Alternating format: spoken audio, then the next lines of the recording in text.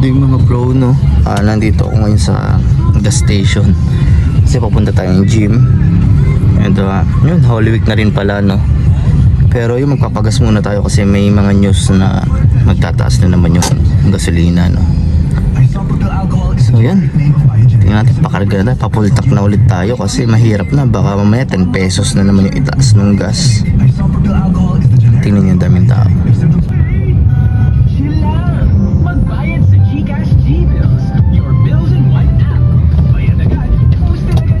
Actually, puro sold out na rin dito eh. Hindi ko pa alam kung anong available, pero yan, sold out na. Halos lahat sold out na. Pero yun, may nakikita pa naman akong ganyan, no, na may available pa. Yan, unleaded. So, tignan din natin kung merong card payment para masagad na natin, no, hanggang full tank. Sana meron. Kasi sobrang hirap ng walang card payment. Puro cash yung nilalabas. So yun mga bro, meron daw silang card payment. Swerte tayo. So yan, tignan nyo, grabe yung gas.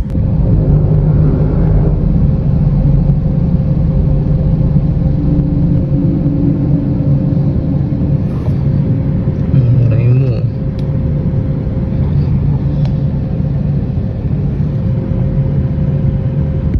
Papasagad ko na rin to kasi meron pang extra 10 liters to, alam ko. So baka full tank sagad na natin. Since bihira na nga mag-alaw ng card payment dito mga bro, no, magbibigay tayo ng tip dito kasi yung iba busado eh, kinakash, gusto nila cash lang, no? Pero dito kahit pa paano may card payment naman, so magbigay tayo ng tip.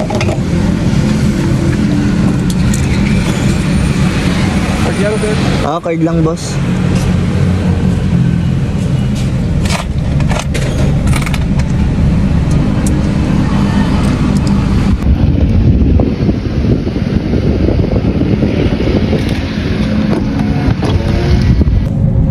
So ganun lang mga bro, no.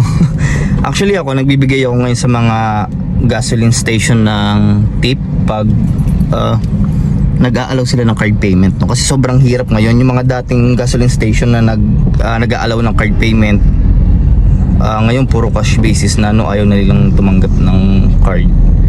So yun, na-appreciate ko lang din yung mga gas station na mura na, mas mura sila sa iba tapos nag-aalaw pa ng card payment. Sobrang laking tulong nun sa atin, no? So yun lang mga bro, punta na ako ng gym.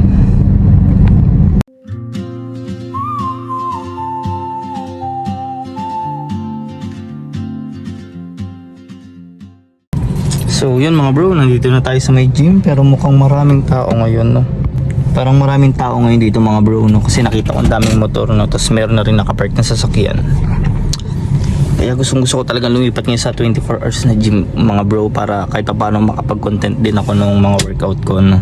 Kasi pag gantong sobrang daming nagwo-workout, hindi naman sa nakakahiya mag-vlog, no, pero ang sikip kasi, so nakaka-istorbo din tayo sa ibang nagwo-workout, nakakahiya, no. Hindi lang naman tayo yung nagbabayad ng subscription sa gym, pati rin naman sila, no. So respeto lang din sa ibang nagji-gym, no. Tsaka syempre baka ayaw din naman nilang madaanan sila ng video natin or ng vlog natin. Syempre respect din natin yung privacy nila, no. So yun lang mga bro, subukan ko mag-video and tignan natin. So tara, let's go. Bali, ngayong araw nga pala mga bro is back day tayo. Bali, short clips lang din pala yung mga gagawin ko kasi hindi naman talaga para ipakita ko yung pag-workout ko ngayong araw, no. Gusto ko lang talagang mag-video ngayon. So yun ang nafe-feel ko. Pero yun, tara, mag-back day tayo ngayon mga bro.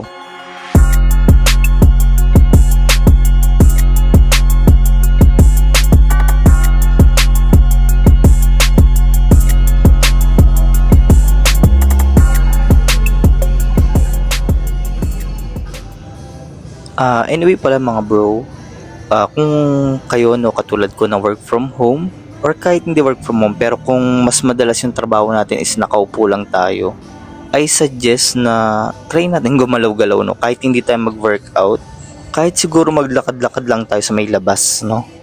Kasi mga bro, kahit anong laki nung kinikita natin, pag nagkasakit tayo, nako, talagang ubos yung pera natin dyan mga bro, no. Try natin yung magandang lifestyle.